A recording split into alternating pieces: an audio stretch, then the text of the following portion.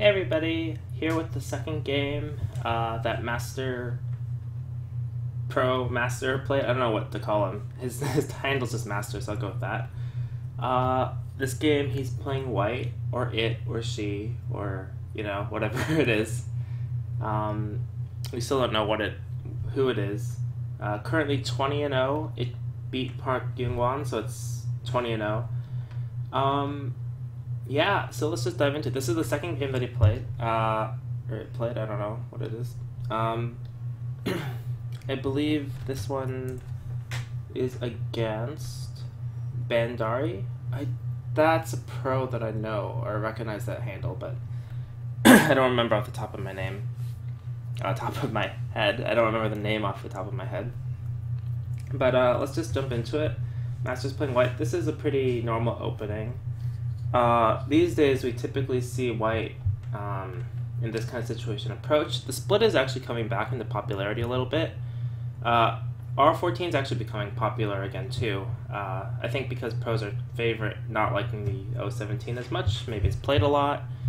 Maybe they just don't like it, so they're trying something else.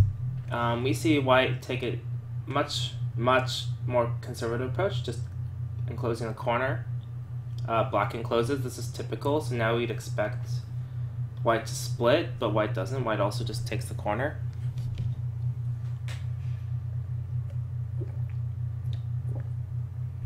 Sorry. And so black completes the top framework. This is pretty normal. Now, it's interesting because this corner is asymmetric, right? The other corners are facing the same way. If we try to look at this as a mirrored position, this bottom looks a little different. It reduces the potential, or makes the bottom side a little bit smaller compared to the black framework at the top when black played K17. So you can't just keep mirroring. If this were a Q game, I think the most natural thing to do would be to take an extension on the left. Most people would do that, I would expect. But this kind of move is not very active. It doesn't put any pressure on black. I mean, if black comes in, your follow-up over here is not very big. It is quite big, but like for this stage of the game, it's not very big. It has no impact. Black could also, after playing down here and getting settled somehow, lean on this to build a large framework, or black could reinforce the framework at the top. It doesn't really put much pressure on black. So we see a white go for a much more interesting strategy with the shoulder hit. I actually really like this move. I play this all the time in my games. And this is kind of both developing the left side, right? It's fully pressing on black's enclosure. It also, there's a general theory that maybe this enclosure is a little bit slow. That's why we see so many attachments these days, is that black's already very solid here. We don't mind making black stronger if we can get something out of it. The other thing is, the shoulder hit kind of probes how black wants to answer. Typically, there's two responses, these two pushes. If you push here, it opens up an attachment here that white can use later. Something even just very simple like this is possible. You might wonder about the Hanet. I mean, there's a lot of variations here. Typically, black has to come back and connect anyway. If black tries to get greedy and do something here, there's a lot of problems with ladders and potential cutting points. So that's the idea. The other way black can answer is this way, which obviously doesn't move to the left side as much. White can jump, which is actually what happens in the game. White could also extend, but that would be very heavy, and I think white in this case is trying to be a little bit lighter, playing for the center, reducing the top potential, right? This already has limited the moyo. We notice that if black gets this jump here, it does increase the upper right, but obviously this area over here, white could easily come in with any number of moves, really. He still can actually attach too. So it already has limited black's moyo potential in exchange for maybe making the corner a little bit more solid. Right, this corner enclosure is now a bit more solid with this extra stone here, but that's okay. Now, black's answer to this is, well, you know, I'm only on the top side of the board. White's developing a large area, better split. Makes sense. I want to break up. Sorry. I just had breakfast. My throat is really bugging me. So I'm sorry about that, but really want to break up the board. If we think about it, this is an enclosure this way, still open, like moderately open. And this is an enclosure here. We want to think about it. If we think about the bottom right is bigger than the bottom left, right, in terms of development. So white obviously pushes from this side. If it was an even position, like you could go either way, white might just like tenuki, play a very big point. But in this case, this side is actually bigger. So there's no harm in pushing black first. I'm really sorry about that. And then we see another interesting shoulder hit again. Same idea as last time, although it's interesting because you don't see this very often against a fourth line, a 4-4 enclosure. You see it sometimes, but usually there's an approach first, and the meaning is really different than normal. This meaning is the same as the upper left. Make the corner stronger, develop the center, reduce the top potential. So this is highly unusual, but really sophisticated and quite interesting. Black plays here, fully securing the corner. If you don't play this, I don't know, here, there's still some potential here, but after this extension, there's not really anything there. And it's also quite a really good vital point. If white gets to play here, white's shape starts to become very strong just by leaning on the top. So it's really a nice point for black. The same thing applies in the upper left, but black didn't want to play there because the board's still quite open and early. I think here black feels like they already have a group on the bottom side, so it's not too urgent. The major area of development for white might be this side, and the left is open, can be developed, but it's much more open than the right. And this peeping here helps to limit the right side too, so it has a double purpose. If you're not familiar with this kind of shape, you might be tempted to connect, but this is really heavy because after black slides, you're kind of compelled to add a move. It's not bad. But maybe black doesn't slide and just pincers you, right? Then you're going to go down, and maybe black naturally erases the right, and you have a very heavy stick that you have to take care of. So instead, we might expect, oh, well then white can just play here. That's also possible. But then maybe we didn't need to make these exchanges. We might not be getting good efficiency. For instance, if later we come back and connect, then maybe Q10 is a bit inefficient because black can still slide. If we go here, then maybe the jump was not so good because there's a cutting point that black can use and makes the top very big. We notice that, so one of the things is we want to keep consistent with our stones, maintain the purpose that we gave them in the first place. So when we jumped here, part of the reason was to limit the top side. So if we get cut and black cuts here like we just saw, the top gets very big. So we want to defend that. We also don't want to be heavy.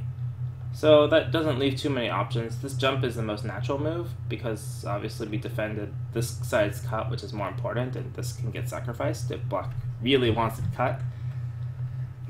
Black does push. Now one thing to think about is, did we actually accomplish our goal? We have these stones here, limiting the top side. They still limit the top side. This push helps it a little, but not too much. So, oh, I'm sorry, I missed the forcing exchange first. Oh, this happened, sorry. Oh, sorry, black pushed here first. Black made these forcing exchanges first, then black pushed. My bad. But this is the same idea. We don't block here because black can cut on either side, and this gets very heavy, and the right side is still undercut. But similar idea, then this stone still, if we think about it, is still limiting the top side. Even if black pushes through, white can either jump or extend. Extend here, still limiting the top. Oops. Jump here, still limiting the top. It's the same idea. I was replaying it from memory, even though I have the SGF in front of me. I don't know why I was doing that. Sorry. But, okay, so white leans on the bottom, developing the center.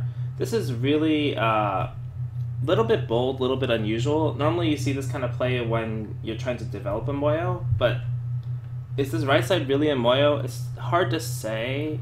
It's still undercut. It's only 2 stones. You can still come in. There's a cutting point here. For normal purposes, this is a little bit early to be considered a moyo. There's also a little bit of adachi in this corner because it's a little far, although it's fairly solid. So, little unusual, but white's very centered on the center strategy, so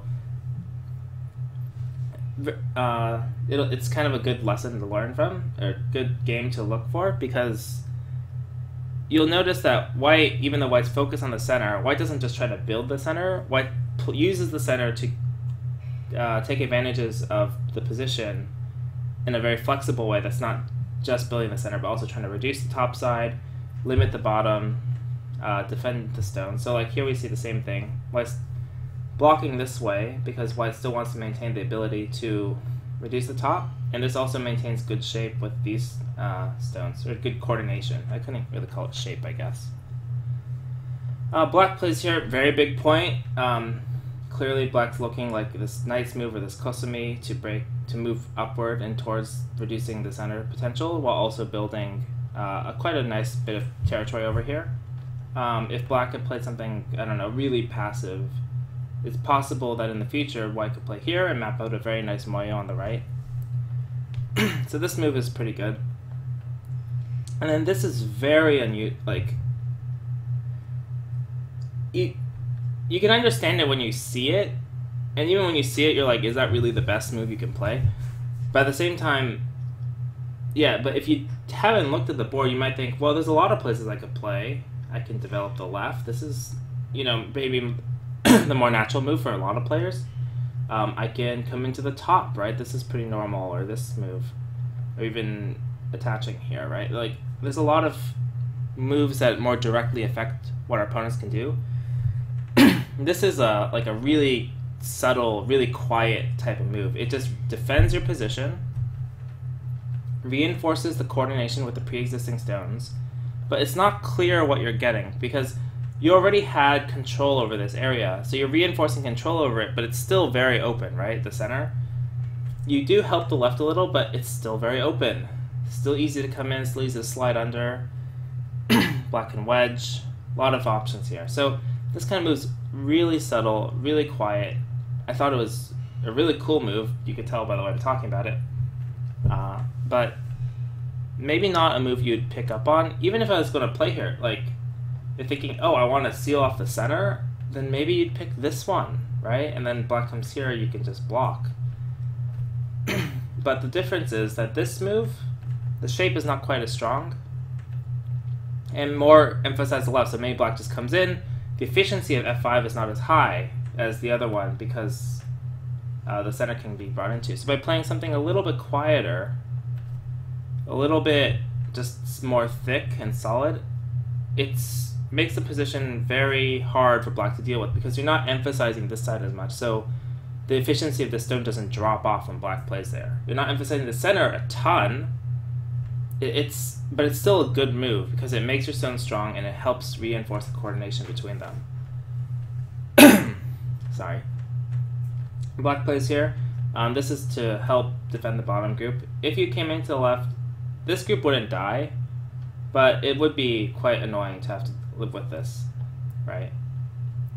So black plays here to reinforce the bottom group. It's also really big endgame, as we can see. And also, this creates some cutting weaknesses. This cut, or the shortage of liberties on these stones. We notice that the coordination between this is not completely great, so by creating this shortage of liberty, it indirectly makes this left side easier for black to come into. White decides, okay, now it's time to go reduce our opponent. At a pro level, maybe not modern pros. Modern pros really like their cash, but at a 1990s, little maybe 60s too. Now I'm talking about territorial balance. This is something really good if you are getting to maybe like 4 dan. Something. I know it's probably beyond my level really, so maybe like 7 dan. This kind of move, like the idea is that black played this really big endgame move, which also helped the group, right? So white wants to maintain territorial balance, which means that white should play a move that also reduces your opponent's territory to maintain that relatively level amount, and you try to win off the position, right? Instead of, you could play this kind of thing, which is also possible, but it's kind of more staking everything on your ability to build, which means that if black invades, you might, not be able to cash in, like get enough profit out of attacking and harassing this, and then you just fall behind. But playing this way kind of tries to maintain a balance by just directly reducing your opponent's potential territory. Black defense, we don't really want to play this one here. It's basically the same thing. We're kind of seeing RSF 18 a little bit more often in pro games, although it's a little bit still, rarer. But you do see it sometimes. But because the main difference is that if you think that black plays here and white butts against a stone, you're not going to play Q17, you're going to probably just back off, which makes a much stronger shape, doesn't leave the clamp or the endgame in the corner. The attachment may be possible, but again, there's some complicated type of moves that can happen with the attachment into this cut, like this, and then here, and then push, and then now black can't really Hana without, giving lots of shape moves to our opponent, or if we extend and pushing up. There's these kind of like combination sequences that can be annoying, even though typically the wedge was thought to give a lot of profit to black. These kind of combination moves are actually really annoying to play against. So it makes sense that black went for a little bit more conservative, more stable defense, and white just defends also. And again, I want to emphasize white's not using these kind of light center positional moves just to build the center. They're kind of just maintaining a balance, like keeping the options and flexibility to reduce the top and make these kind of invasions that are hard to counterattack. Still, black wants to attack because black is very strong here relative to white. Sorry, I'm so sorry. And white has to live here, so white attaches. This is a normal Sabaki technique, and then white attaches again. You might wonder why doesn't black Hana, but if black Hana is, white can attach here. If black cuts, there's kind of normal kind of Tesuji to make shape. If black defends, white can actually cut here. That's really cool because then white can push through, and you see that the M15 M14 exchange helped white to make shape to break through here. Yeah, it's kind of a normal sequence. Probably if you're a weaker player, you haven't seen it, but at higher levels it comes up all the time against this knight's move shape. And we see white basically goes for the same kind of idea here. White blocks here. You might be tempted just to block here, but compared to the other shape, you don't have that crosscut potential. So we go for the clamp, which again, if black takes the stone, it just transposes back to this shape, where this stone is now extended, which is heavier and doesn't hurt the M15 stone as much, so this is even better for white. So black pushes. This is I'm not sure how I feel about this. I feel like black has to do this to not get a worse result from the other, just compared to the other way after black extended at L13. At the same time, we give white this connection, which white wants, and then black, I think Hana's, yeah. This looks really natural, bridging your stones together. The K18 stone looks a little weird, but it's not too out there. I think this is really cool though, because we already start to see white is starting to isolate these center stones and the center black stones and mapping out a large center. But it didn't come about from directly trying to map it. White was saying, I'm going to live at the top, but if you try to counterattack me, I have these options to sacrifice it and shift back to the center because of my early probing moves. So that's White's strategy, and we see a really, really nice sacrifice technique. White Ataris and then connects.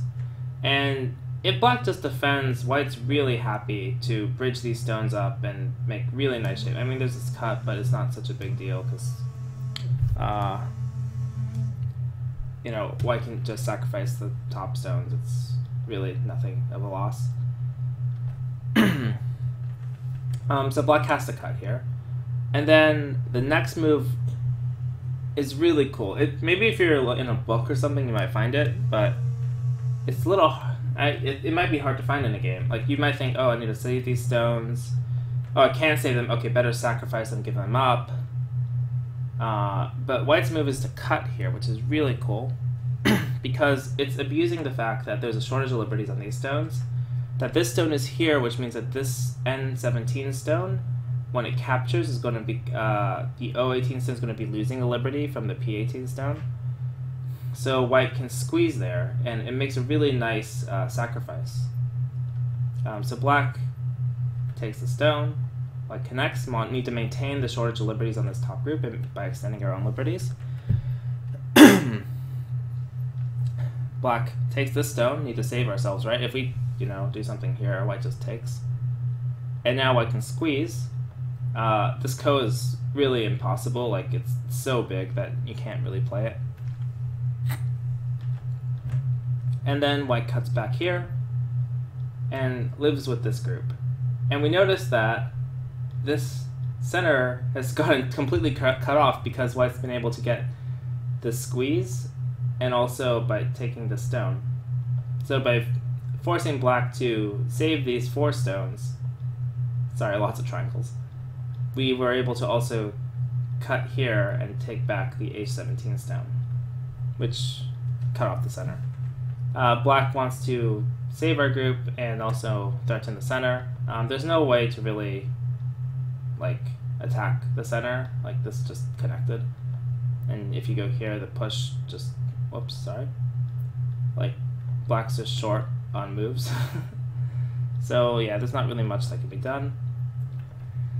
Also, if white gets out and then connects at O16 or O17, the top's in danger, or at least ko. So black takes, white defends, and we see that white has accomplished their goal in making this really huge center framework, while also limiting black. Like, this is locally a pretty good result for white, because black's on the second line, for the most part.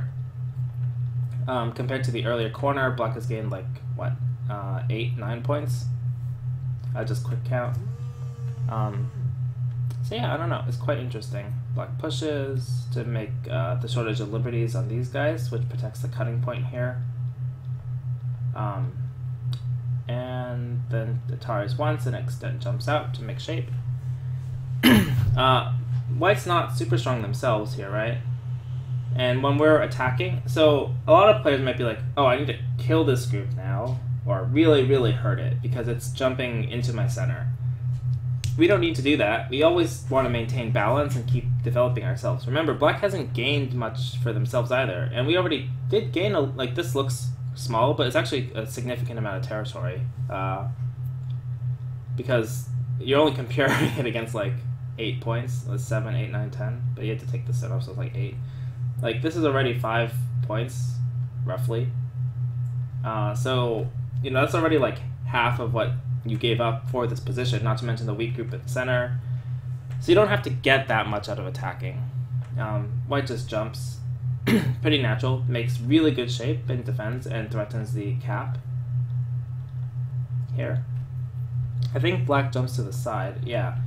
You don't really want to jump directly here because you're running towards white's wall.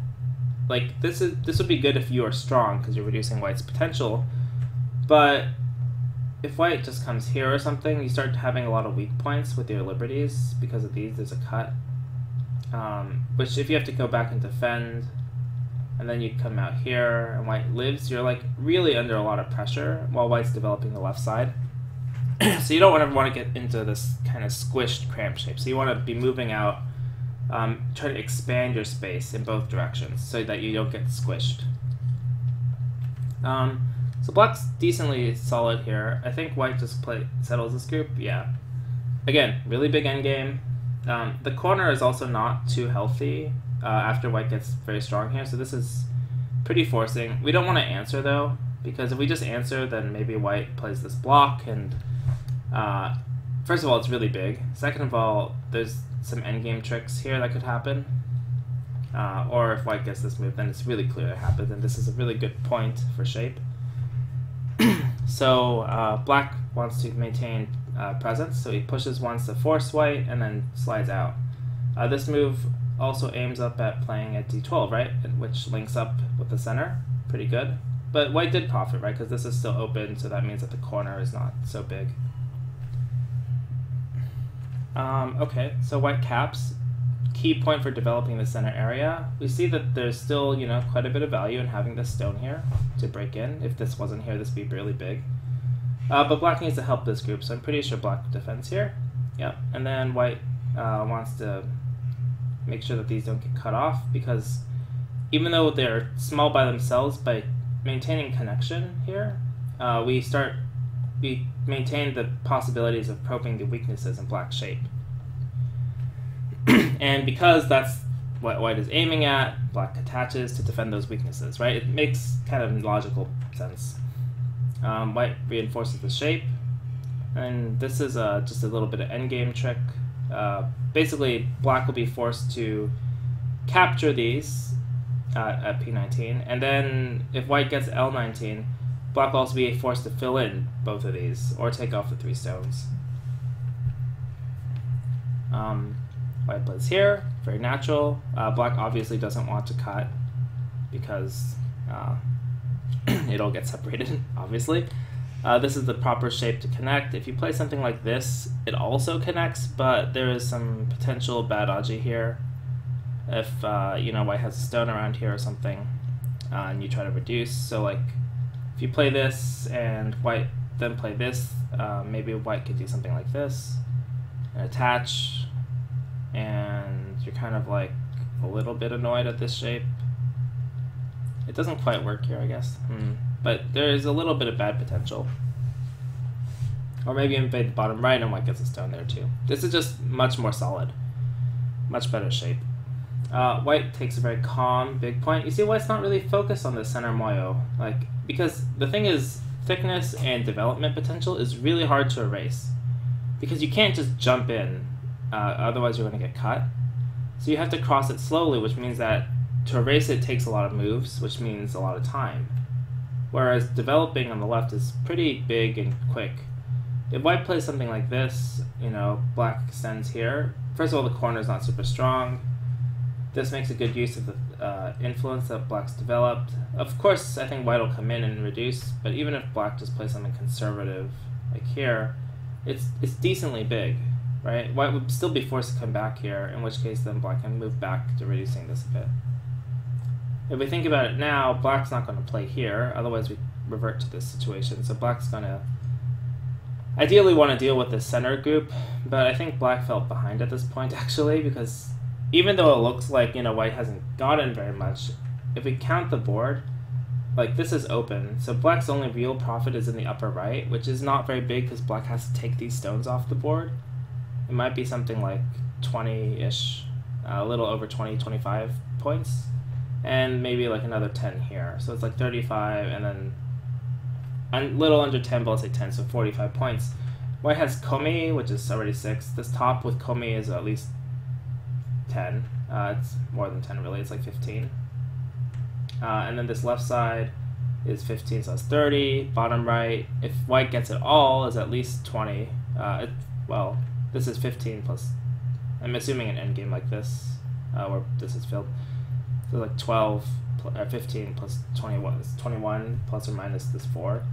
So you're already breaching the 40 mark. And then the center still has lots of development. You know, at least if white gets this move, the knight's move here, that's at least 20 points, 25 points. Even if black comes in and white just defends back here, it's at least 15. So we see white has like a really strong advantage. So what black has to do something pretty aggressive, which is not here. Black invades the corner. This is really cool technique on black's part to make Sabaki that we'll see. This is just, I don't know, I think it's time Suchi or endgame. We'll see that black set up the framework down here in the bottom right to make really good endgame later, to live here. I've actually seen the exact same technique in a famous Chochikun game, but that's beside the point. But since this is set up, black now decides to reduce the center. And then white has a really nice combination of this cut, which maybe black overlooked, I'm not sure. Probably not. But even though black gets to push in here, white still gets a really like over 20 point center, which is really quite nice. And we remember from our count that white only needs roughly 20 points to be on par. Not to mention that this corner is not yet alive, it needs a move, and there's still a big endgame here at c10. Not to mention they use the jump here. So black still is in trouble. Black makes this forcing move.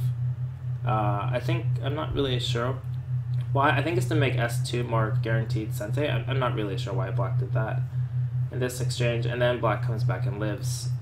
This is a really famous kind of living TCG, but you notice that even though black lives in the corner, white loses a lot of points on the bottom. This exchange is also, if you make it later, white might answer at h5, because after having this, the group is weaker, so good to have that eye potential, which white immediately takes away, which means black has to live. Very simple. Overall, endgame plus for black, because black lived in this corner, but black is still behind in points. And then white just takes the last large endgame. I don't think it's too interesting to talk about what happens after this. There's basically just some endgame plays that happen. There's a nice endgame TCG here, this kind of peep, forcing black to defend. If black connects here, you get cut, obviously. And then this is a double threat. And then, yeah, at this point, sorry about that, black just resigned. So, yeah, anyway, that's basically the game. I thought it was really interesting to see this kind of early flexible center play. It reminds me a lot of the old Go Seigen games, or even a little bit of Go Seigen's theory type of stuff about these kind of center flexible moves. We see this really quiet move of h6 I thought was really interesting, just because it's like this very subtle point that you don't see often. And then just general good technique. Like, this was a pretty nice Sabaki sequence. This was a really cool sacrifice. And then by this point, I think the game is actually quite in white's favor. So it's just very interesting to look and see how a player kind of plays this way. Okay, well, I hope you learned something. I hope you enjoyed the review, and I'll see you all next time. Thanks for watching.